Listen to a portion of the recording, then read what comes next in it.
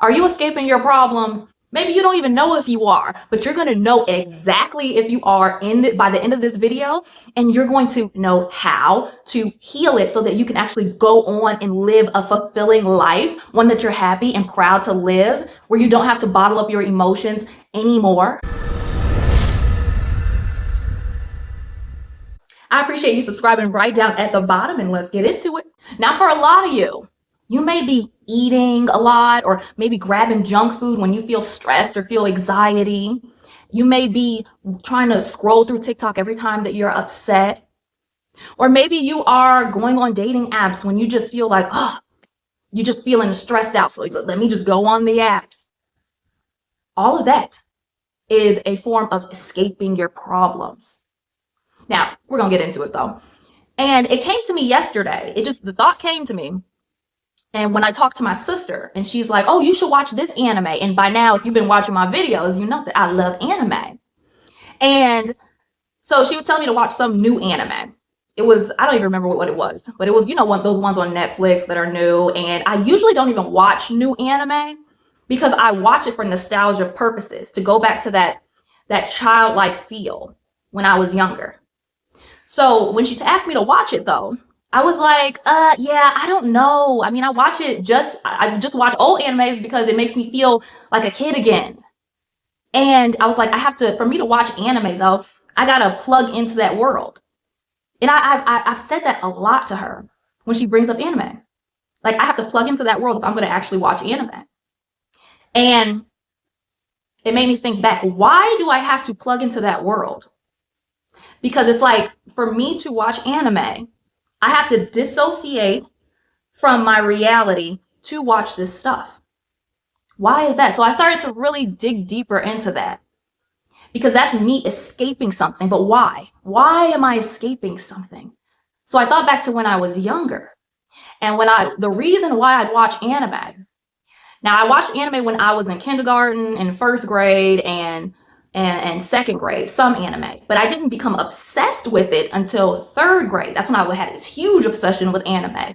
That would be what I would think about. I'd go on Quizlet, read the fan fiction stories. I would make anime magazines. I'd watch anime all the time. I was trying to learn Japanese, and I was watching the whole shebang. Like, I'd buy anime DVDs. Like, that was my world. And it was a fun world. But I became obsessed with it because things were happening at school. And around that time, like third grade, fourth grade, fifth grade, is when it kicks in. Oh, these girls are popular. Oh, I'm not the popular one. I'm not this. I'm not that. That's when that started to kick in. When I started to internalize more things about school and my environment around me. So then I was looking to anime to be my escape. I plugged into this world, this fantasy world where I had the control, where I can make up these stories about these anime guys. And I was in control. Everybody loved me because I made up the stories. And of course I draw anime and, write stories. I do a whole bunch with anime, but I was in control of all that stuff. So do you see what I'm saying? There's more to it. There's more to it. And when you evaluate your life, say that you overeat when you're stressed. Okay? Think back to when you were younger. When did you first start feeling that stress, that anxiety? When do you first recall that? When was the first time you recall you escaping? And feeling that feeling, or maybe feeling the opposite of that feeling. When you go back to your childhood and really evaluate that, because it's going to trace back to that. And once you're able to bring it up and do that type of reflection, you're going to start changing your reality. You're going to start seeing things differently. You can start releasing that energy that you have tied to that event, the belief that went along with that event. And for me, really going back and pinpointing that, I got so much insight, and I was able to do some journaling and start doing releasing inner work. And I felt so much lighter. I felt it's amazing. And just going on this whole journey with self-development, I'm telling y'all, for all my manifestation people, don't be afraid to do inner development on yourself.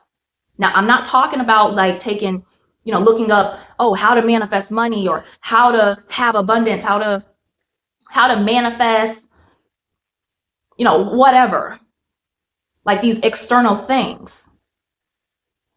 Because once you start realizing that it's really about you, it's not about the money. It's not about the friend. It's not about the relationship. It's not about those things. It's about you. It's about what you feel about yourself, your confidence level, your self-esteem level, your self-worth, your self-love. That's what it's about. And this has been so eye-opening because like I said on some other videos, y'all, I'm in this this coaching for self-love. And this is the first time I've ever did anything like this, because before it was always about, oh, just take courses and coaching on manifesting money, manifesting business, manifesting these external things. But it was never really about me. And going back to when I was younger and when I felt these certain emotions. And even though I'm in this course, and I've taken so many courses before, this course right here, I'm only 5 weeks into it, I think now, and it's brought up so many emotions. Like, so much has come up. It has been insane. But that's the releasing. That's what it feels like to release and clear that stuck energy. And then you feel lighter and you're able to allow yourself to love yourself. And you're able to, it becomes more of a default. Now I'm still doing it. I'm still doing the thing. And we're all progressing. Like, I don't care what video of whoever you're looking at. That person is still progressing in life. That person can still be doing self-development. There is no finish line for self-development. This is a lifetime of inner development that you do, but it keeps getting better and better and better. Because that's part of the game. Like, the game just doesn't end just because you're like, all right, I have achieved manifesting money. I have achieved having positive self-esteem. The game doesn't end.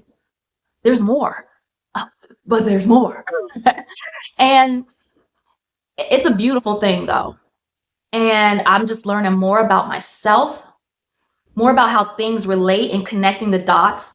And then you get more of those aha moments, like, oh, that goes with that. And I felt like this. Okay, got it. And when you're doing this type of self-development, like, you're going to be crying a lot, probably. You're going to be feeling sad. You're going to be feeling those low vibe emotions. But I want to tell you, it is okay to feel those low vibe emotions. That's part of the release process. Because when you're releasing, your body responds.